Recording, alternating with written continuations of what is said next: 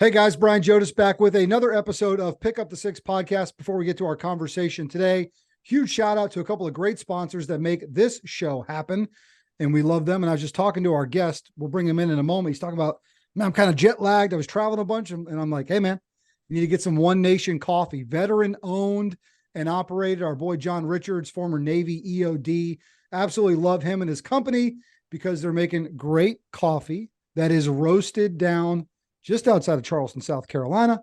And they're doing it all for great reasons. And their pickup line is we have your 6 a.m. with, and when you're hanging out at Pick Up the Six, it kind of fits. And so we'll ship some coffee off to our man who's going to join us here in a moment, but go check them out. OneNationCoffee.com. Use the code PUT6 and you can save some cash on your caffeine just like that. So thanks to those guys. We drink it on the regular around here. And I've got to thank my friends at Amino Vital. Go to amino-vital.com.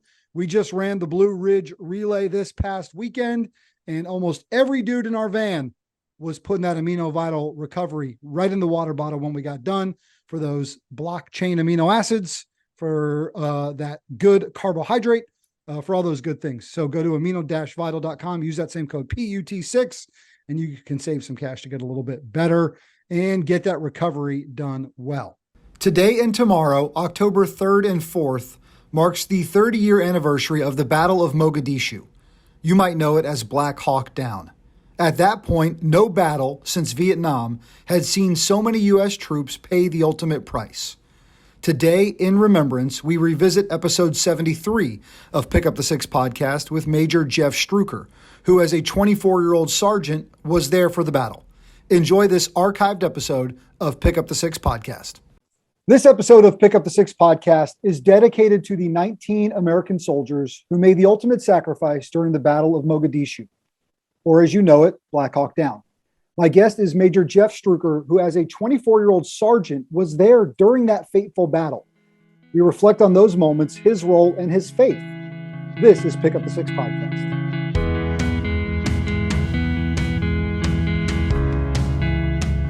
Jeff, it is a pleasure to welcome you to the show. I'm so grateful. How are you? Brian, it's great to be with you, man. I'm thrilled to share your story for our listeners to get to know you. And if they think, oh, I've seen Black Hawk Down before, they'll be able to pinpoint who you were in that movie on what is a rather fateful 2 days, but just a fateful moment I know in your lives and in many more. But let's get to know you a little bit and talk about your journey to the Army. And it's quite a resume. It's an incredible path and journey. You won the best Ranger competition. You're in the Ranger Hall of Fame. But what got you there, right? There's stuff that must have led up to that. So how'd you end up in the Army? Yeah, I didn't really grow up planning to join the military. In fact, I don't really come from a military family necessarily. And my buddy in high school, literally, it went like this. My buddy in my senior year of high school just showed up and joined the Army on a whim. And then like the next day came to school and tried to convince me to join the Army. And his advice, his logic was, hey, Jeff, I just joined the Army and it'll be cool. You should join the Army too. What he didn't tell me, Tony was this kid's name. And what Tony didn't tell me is the recruiter was giving him extra money if he could convince his idiot friends to join the Army. And sure enough, I went to talk to a recruiter, and the rest is what you just described to your listeners. It's wild, man, the way fate will twist in those moments. And a friend, one, wants to get his buddy to do it, then, gets a little bit extra for closing some business. Yep. Tony was a recruiter in his early days before. Tony ended up making some money off of me is what he did. Yeah, I bet he did. So that's a bit of a road less traveled to get there. It's funny, Jeff. We've done, over 70 episodes of Pick Up the Six podcast at this point. And we've talked to a lot of folks who have done really incredible things in their military careers. And you're one of many that told me it wasn't really something I thought about, didn't have a deep military family history. It just kind of becomes, that path. And for you, and we'll talk a little bit more about it, what he placed in front of you maybe in that moment too. Yeah. There was some more events going on though. I was living in a small farm community where I was living at the time. If you didn't own a farm, you didn't have a future, literally. And I didn't have a farm. So there really was no upward mobility in my small town. And I was also getting in trouble. And so when I went to the recruiter's office, I was just looking for a job and a way out of town. And of course, the Army ended up being both of those things and a whole lot more. Yeah. Where were you growing up? Where did you end up heading Well, out I moved around a lot, man. But my senior year of high school, I was living in a small farm community in Northwest Iowa. Okay. And that was the path out. All right, let's fast forward a little bit, but talk to me about Ranger and not just getting in the Army, but ultimately ending up with the tab and just that distinct honor, but all the hard work that goes into it. So what's your journey into Ranger units and Ranger regiments? Yeah, so Tony's dad, I didn't know this at the time, but after Tony had already enlisted in the Army, and when Tony's dad learned that I was considering it, he grabbed me and he pulled me off to the side. And he said, listen, man, if you're really thinking about this, let me just tell you, there's basically two kinds of people in the military. And I didn't know this. Tony's dad told me in this conversation that he used to be a Navy SEAL. He was in Vietnam. And he said, I saw two different kinds of people when I served in the military. There are people that seemed to be just in it for a paycheck. That's all they wanted. And then there were people that really wanted to do something and make a difference in the world. And he said, go work with the kind of people that really want to make a difference and do something in the world. And I had no idea what I was getting into. Didn't have anybody kind of giving me any advice. But when I went to the recruiter's office that day as a senior in high school, I just asked, what's the toughest job in the Army? And that recruiter was the one that started steering me towards the Army's Ranger Regiment. I didn't know the first thing about them, but he was really straightforward with me and basically said, listen, man, you probably don't have what it takes. I just need to be honest with you up front. But if you want to give it a try, this is without a doubt the toughest job in the Army. And what I was simply trying to do was to work with those guys that were going to make a difference.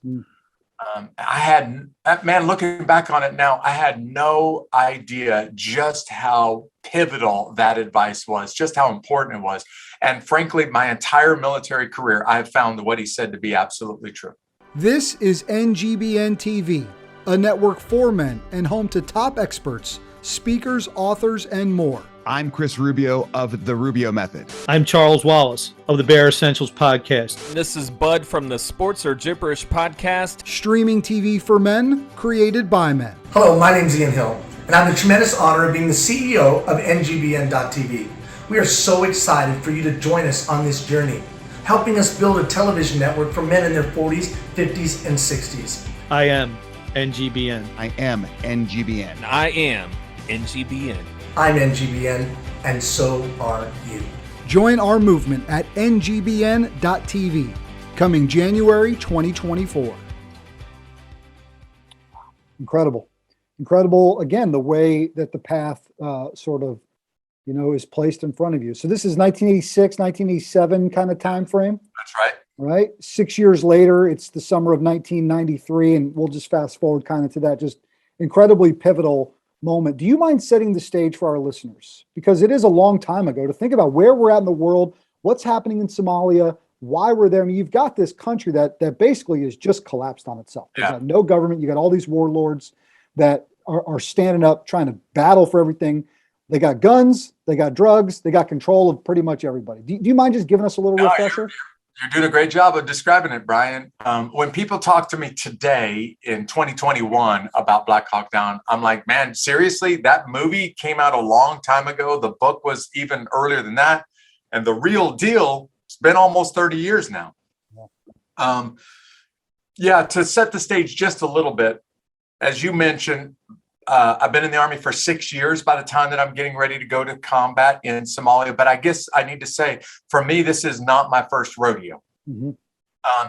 In the late 80s and early 90s, people would say to me in the Army, if you ever go to combat, and for many guys and gals in the military, they served a 20, 25, 30-year career and never deployed ever to combat. Mm-hmm.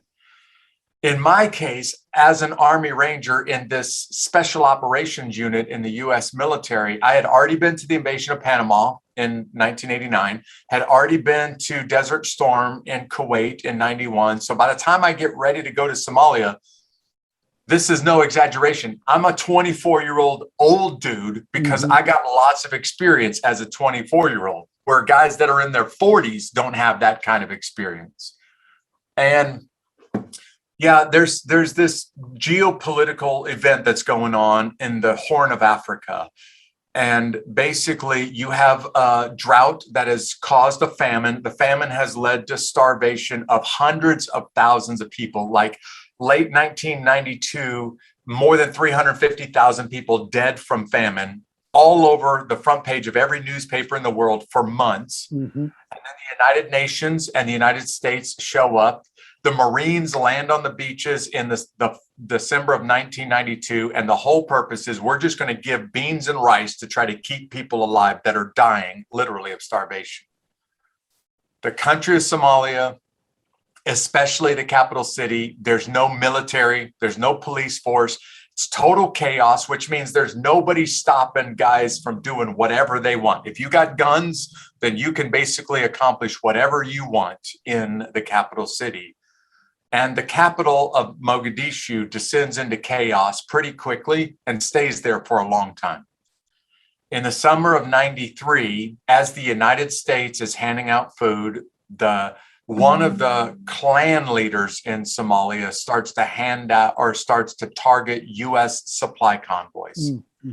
He also starts to target United Nations workers. And as the movie describes, in those first couple of minutes, he ambushes and murders 24 Pakistani United Nations workers, which prompts the United Nations Security Council to come together and to say, hey, we have to do something about this warlord in Somalia by the name of Mohammed Farah Aidid.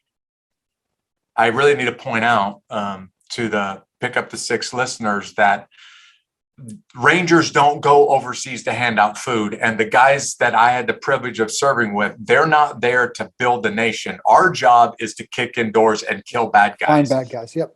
And try to make it possible for there to be some peace after we leave. But we're there to blow up stuff and to break stuff. And Task Force Ranger, which is this joint special operations task force, we go to Somalia with the mission of kill or capture Aidid and the top ranking bad guys from his organization, get them out of the equation, get out of the country, let the United Nations try to rebuild the nation, but it's not going to happen unless we kill or capture Aidid. That's really what led to Task Force Ranger going to Somalia in the first place. So it's October the 3rd then, and you guys get wind that basically you've got two of his guys that are sort of big deal in his group, and you got some intel on where they might be and how you can go get them. So in that Ranger mentality of kill or capture, okay, we're going to launch in, we're going to go get these guys, and you're leading Humvee convoys with helicopters right in the air. Right. So do you mind taking us into the 3rd and kind of walking us through those moments? Yeah. A couple of things that really need to be pointed out here. One, this isn't our first combat mission. We've done a bunch of them at this point, and we're now 3 months into what we thought was going to be about a 6-week mission. Yeah, we're getting a lot of pressure from President Clinton's administration to wrap this thing up and to get out of there, because the international news is starting to say, hey, this is going out of control. Somalia is going downhill fast.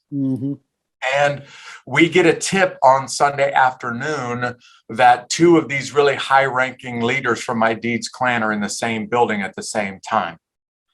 Now, normally, special operators would never do a mission during the daytime. We have, at this point, only done night operations. We have such a huge advantage at night with our tactics and our equipment that it's almost unheard of to do a daylight mission.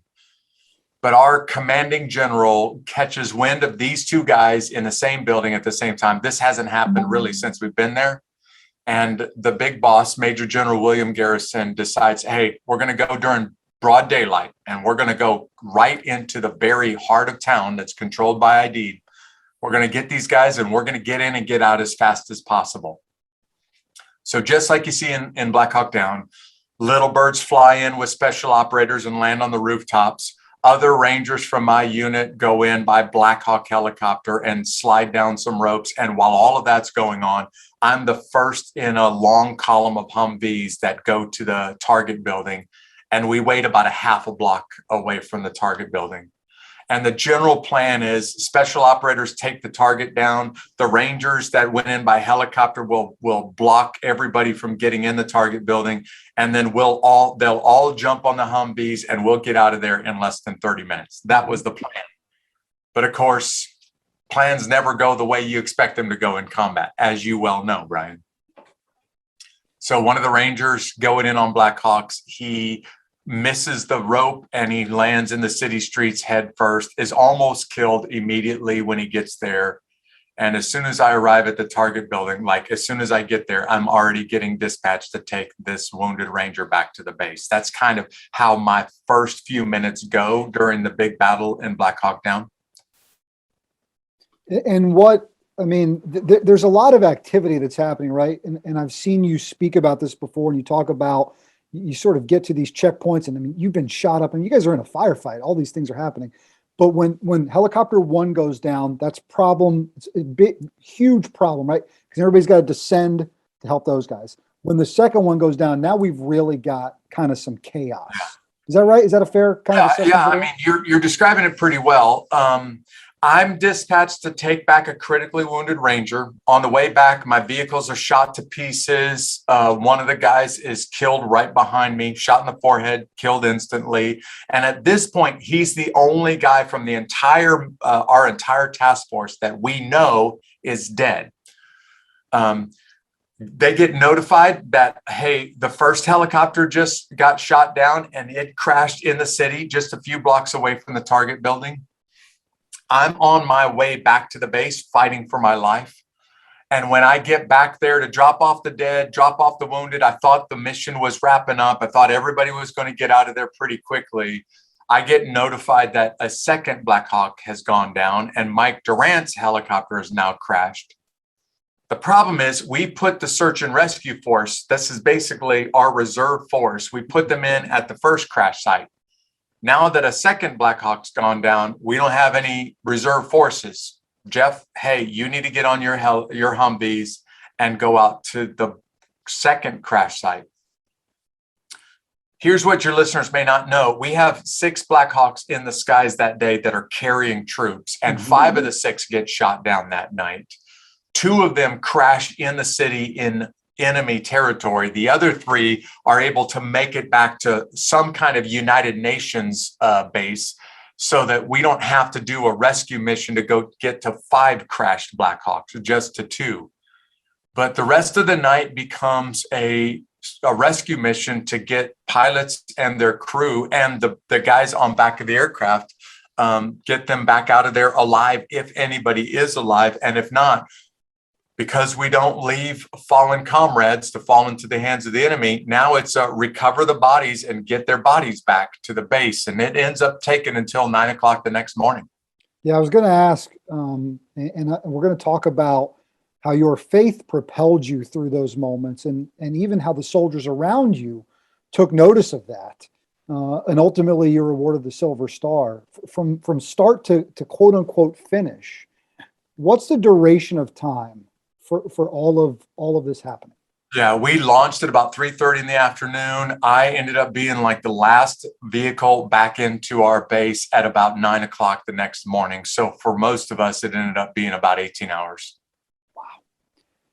When it is all said and done, and guys, if it's been a while since you've watched Black Hawk Down, I remember watching that movie at Seymour Johnson Air Force Base. I can't remember. It must have been, it was relatively soon after it came out, but they'd show it, and essentially you've got just a bunch of airmen in the theater watching this thing, and a lot of hooting and hollering in some of the heroic moments. I remember watching it, and it was pretty incredible. I'm pretty sure we were at Seymour during that. I'd have to probably check back on my schedule, but no worries. It's Brian Van Holt that plays you in the movie. That's and right. So you guys can go back and watch all that and see the way it all plays out and how it ultimately wraps up for Jeff. I saw you talk about basically the day after it's all over, in this very transformative, real kind of, I guess, kind of pivotal moment in your life. And And we'll talk too about how you're a pastor now, and maybe it kind of started on that day. So what happened a day after this harrowing experience for you? Yeah. Well, first, let me tell you about my experience at Seymour Johnson Air Force Base. Quick story. When we were leaving Somalia, it was kind of there wasn't a whole lot of people rolling up their sleeves to help us get out. In fact, President Clinton basically said, hey, you guys, we're done in Somalia. You figure it out, get back to the country. We're not doing any more combat operations. So our big boss made the coordinations to get an aircraft over there to pick us up. We'll get the equipment out later, but let's just get the people out of Somalia. And they flew a C-5 over there, grabbed us, brought us back to Seymour Johnson. And then we landed like early in the morning, a few weeks after this big battle at Seymour Johnson Air Force Base in North Carolina. And my former commanding officer was standing there waiting for us as we got off of the aircraft.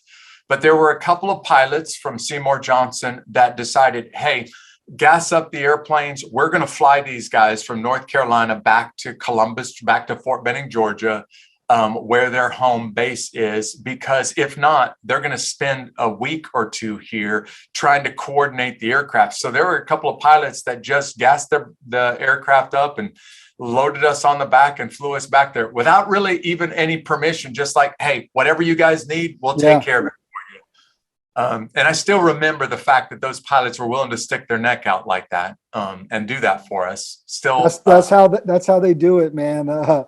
That's the 4th Ops Group, the 4th Fighter Wing over there. I mean, it's a special place for my family, obviously, and that's a neat story. Yeah, I think the world of those guys who didn't have to do that because they didn't know us and didn't really have, a dog in this fight, but they were like, hey, whatever you guys need. It was beautiful.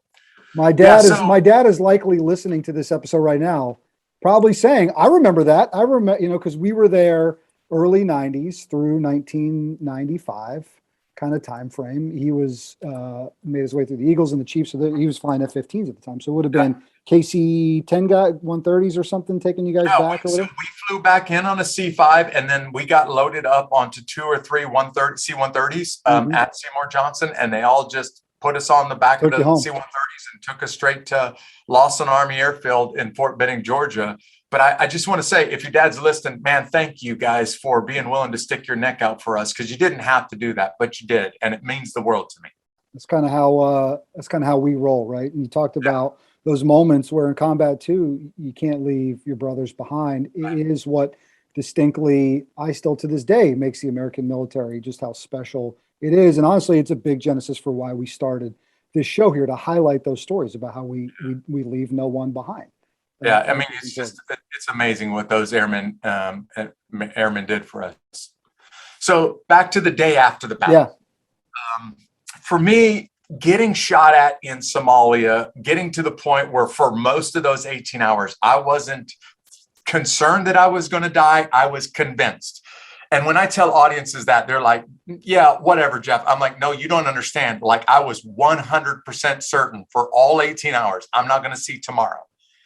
But as you just described, I have this very solid Christian faith. I had this Christian faith before I joined the Army, before I became a Ranger, long before I went to my first combat tour in Panama. So this faith is there to sustain me during this 18-hour battle. And I mean sustain me in such a way that I know I'm going to die, but I also have this solid assurance of eternity and heaven. So I'm not really that concerned about death. And my buddies, they noticed, and I mean, really noticed, because the day that the battle's over with, when I arrive back to the base, and again, I pull in on a Humvee that's just riddled with bullet holes, bunch of guys wounded, and blood all over the back from a guy who's killed in action. My buddies are waiting for me when I get back. And they're waiting to ask me questions about my faith. And the questions were basically like, hey, Jeff, I listened to your voice last night over the radio, and everybody else was totally terrified, but you seemed like you were calm. I don't even understand how that was possible. Or more than a few of them said, I watched you in the city streets, man, and you have something that I don't have. And we've been through the exact same training, but I don't get how you were able to be so calm. And it was a moment where I really started to talk about my faith. I mean, I was already talking about my faith, but people just weren't listening before this. And now they're hungry to hear it. And there was almost a moment. I never really heard like an audible voice from God, but there was almost a moment where I just felt this overwhelming sense right there on the airfield in Mogadishu, Somalia, where God was saying, Jeff, I want you to do something different than just be a shooter and kick indoors. Other guys can do that.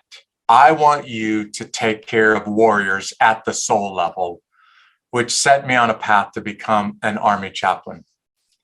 Now, I just want to say, like, the actor who played me in the movie, you just mentioned him, Brian Van Holt. When Brian was studying up for this role, and he and I talked just a little bit before they started filming the movie, Brian said, hey, man, I got to ask you this question. Everybody that I talk to says when the bullets are flying, you're totally calm. And I want to know, like, is that true? And if it is true, how on earth is that possible? And I said, yeah, Brian, at the time, I was totally calm because I was totally convinced that I was going to die, but I didn't have any fear about it because I had this solid faith. And it made all of the difference. In fact, I spent the rest of my career in the Army trying to convince guys and gals in uniform that being a man or a woman of faith makes a difference on the battlefield. It makes a big difference. That's really why I retired next to a military community and live right outside of Fort Benning, Georgia today, just so I can stay around those guys and gals for the rest of my life. Do you, in the moments during that conflict, and you talk about the bullets are flying and they saw you and they heard you, and you mentioned even maybe that slight audible. I mean, do you remember thinking to yourself, I've got the armor of God on me? And maybe that's what it was. I mean, and maybe he put you in that position to quite literally walk out and show with action what that armor can do, regardless of the bullets. I mean, because there must have been something there. I rolled back out in the city streets with my squad on those Humvees multiple times. I spent all night long, but I went back and forth, taking wounded and dead in and out of the city streets with guys getting wounded around me. And there was a moment where I just got serious with Jesus and said, I'm certain I'm going to die. I know where I'm going to spend eternity. I need you to be with me tonight so that no matter what I do next, I don't cost one of my men their life unnecessarily. And if you want to do a miracle and I survive this big battle, then it's totally in your hands. But if you choose not to, I know where I'm going to spend eternity. And for me, that was a moment where I had this sense of peace about it. I think I'm trying to say this to your listeners. There is nothing special about me, and there's definitely nothing special about my faith. What's special is the God that I believe in. And I realized on that battlefield, I have a little booklet out there that describes my experience, and it's entitled Bulletproof Faith. And what I realized in Somalia showed up again and again in Iraq and Afghanistan. And what I realized is God has appointed the day of my death. There's nothing I can do to change that. If it's going to be in Somalia, then there's nothing I can do to stop that. If it's not going to be in Somalia, no matter what the enemy throws at me, I don't have to worry. Like, I am literally bulletproof until God is ready for me to come home. And when that moment happens, there's nothing I can do to stop that. So why worry? That became my thought process, not just in Somalia, but that just became my thought process. I did a lot of combat deployments to Afghanistan and Iraq. And that was my thought process. Like, if tonight's the night, then I can't stop it. And if it's not the night, then there's nothing the enemy can throw at me that's gonna kill me. So why worry? I want to keep this conversation going for a few more minutes, but before we leave Somalia, while you were there and you have this incredible experience, you also get arguably the best news you could ever get in your entire life. And Yeah. it comes in letter formation. Can you That's tell me right. the story about Yeah. finding out that amazing news? Yeah. while So you're this in is tough, terrible place. Yeah, this is before the days of the internet, y'all. I'm that old. And when my wife was writing me letters, I got a letter in the mail. We had been married for about 3 years, been trying the whole time to have a baby. And I got a letter in the mail. I read the letter sitting on a little canvas cot in an aircraft hangar in Somalia. And I dropped it like it was burning my fingers because the letter said, hey, the baby is on the way and I should be, I'm due basically around this time. And I'm like, baby?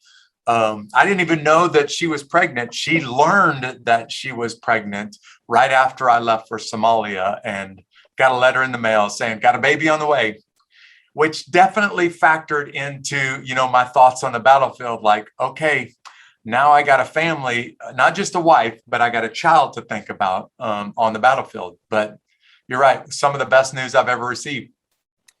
Well, after those moments, and then it was a pivot transition, right, to become a chaplain when you're already at that point in your career. Is that a road less traveled kind of journey? It seems to me like it would be a little bit different than maybe most path there. So how's all that kind of play out? Yeah, man, I'm a sergeant in the Ranger Regiment with a lot of combat experience, which means I'm on the fast track as an enlisted dude. And when I let people know that I really strongly feel God may want me to be a minister and a chaplain, man, it went through the ranks like wildfire. But it's not easy. The requirements to become a military chaplain are quite extensive. In fact, most people will take more than 10 years just to meet the basic requirements to be able to enter the military as a chaplain. And I ended up taking almost 10 years. Now, I did have the privilege of staying a lot of that time in the Army on active duty to do an undergraduate degree and take care of a seminary education and get some experience working at a church before I can even apply to the military as a chaplain. But yeah, man, a long, hard uphill road to become a military chaplain. And I really think it should be that difficult because I think America's warriors deserve the greatest ministers possible. That's a great point, and it shows the level of responsibility that you're taking on in that role, because you're there to counsel those warriors during the hardest things they may ever face. Yeah. Now, in my case, I had this huge benefit as an Army chaplain of being able to say, hey, man, I know what it's like to be in combat. I know what it feels like to get shot at. I have been there and I can help you when you struggle with it because I know exactly what it feels like. Not every chaplain can say that. It's okay. The chaplains that can't say that, just being willing to be with them, the guys and gals that are in combat, that makes all of the difference. But for me, I had a huge leg up on other chaplains just because of my previous military experience in combat. And I get the sense that post-military career, this idea to continue speaking the word, preaching the word, teaching, to be a pastor, I mean, just seems like that path was probably pretty clear for you. Is that right? Yeah, I mean, it was so overwhelmingly clear to me in Somalia that I've never really looked back. But I love warriors, and I really wanted to stick around warriors for the rest of my life. So when my wife and I, who are high school sweethearts, when it was time to retire, we both just decided, let's stay in this military town. Let's stay around the military for the rest of our life. I love these guys and gals. I'm so privileged to be able to serve in their midst and plant a church with a whole lot of military folks in our community. How has that been, and what kind of impacts have you seen? What kind of fruit has been born from that experience? Well, I had the honor of having a lot of military and their families in our church. But then again, I live in a massive military town, so a lot of pastors have a whole lot of military in their church. In my case, I really do believe these are some of the greatest guys and gals that will ever pass through a church. Other pastors struggle with this because they don't stay in church for the rest of their life because the military moves them every few years. In my case, I'm like, awesome. If we've got you for 6 months or 6 years, doesn't matter. We're going to pour into you. We're going to give you everything that we've got. And when it's time for you to move on to the next duty station, we hope that we've made a big impact in your life, and you'll take that and go make a big impact in somebody else's life. So for me, it's kind of a privilege to be around these guys and gals, even if it's only for a few months, let alone a few years. Yeah. Tell me a little bit about the Unbeatable podcast. And you've got some platforms where you're able to share, I'm sure, stories and those things. So just tell us a little bit more about that. Yeah, I launched the Unbeatable podcast almost 3 months ago as a goal of just trying to help get a message out to people that, generally speaking, don't want anything to do with church, not really interested in talking about Jesus. And by the way, the Unbeatable podcast is not designed to just strictly talk about Jesus. But I started realizing, I have a lot of friends, not just military friends, but I've had the honor of getting to know a lot of pretty amazing people who have gone through really, really tough stuff. And they've come out stronger on the other side. And then it occurred to me, you know what? I have sat and listened to their stories for hours, just on the edge of my seat, riveted by what they say.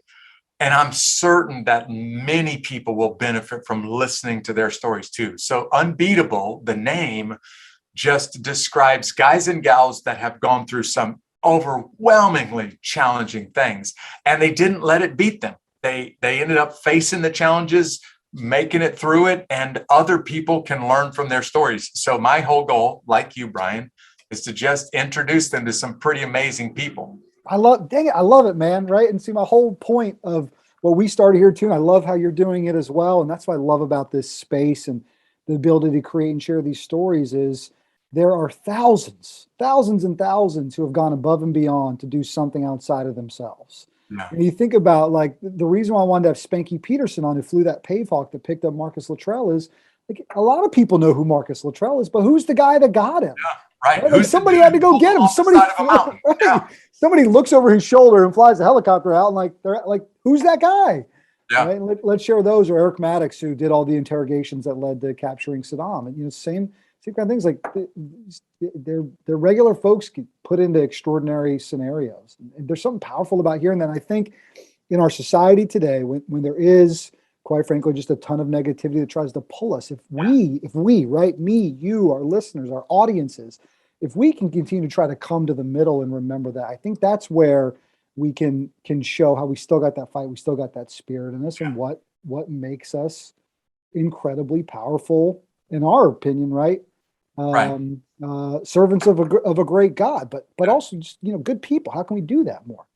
Yeah, one of the things I love about Pick Up the Six podcast is you're doing essentially what I'm trying to do, just to say, listen, man, these are regular dudes and regular guys and regular gals who have gone through something amazing. And if they can go through it and survive it and come out stronger on the other side, then so can you. And I think we just, like you just mentioned, everybody just needs to hear more stories like, hey, if she can handle what she just went through, then I can handle what I'm going through.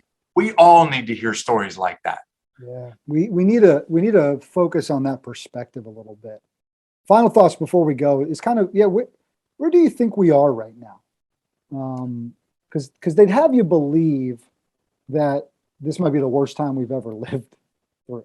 Where do you think we are right now? That's an open-ended question, right? But no, if you look at world history, we're no better off, but we're also no worse off than almost every generation that came before us. There are some generations that went through far worse than what we're going through internationally, globally right now. This global pandemic, as bad as it is, it doesn't even scratch the surface of the Black Plague.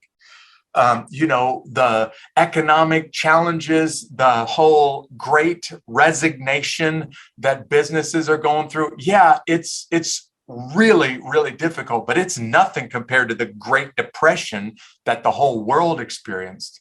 The one thing that I am really concerned, I am convinced when people come together, when they hold each other up, when they have a rock solid faith, and when they come alongside one another, man, we will be able to make it through whatever life throws at us next.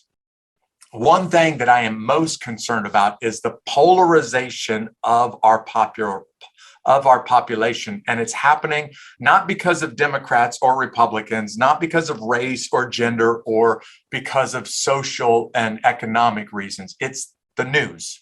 And the news is pulling people to extremes, and there's no conversation left in the middle. Like it was okay if you had a different political opinion than I did 40 years ago. Hey, we just didn't agree, but we could have civil conversations. Today, unfortunately, what it feels like is if you and I don't agree politically, then you're a bad person and I hate you and we can't talk anymore. Yep.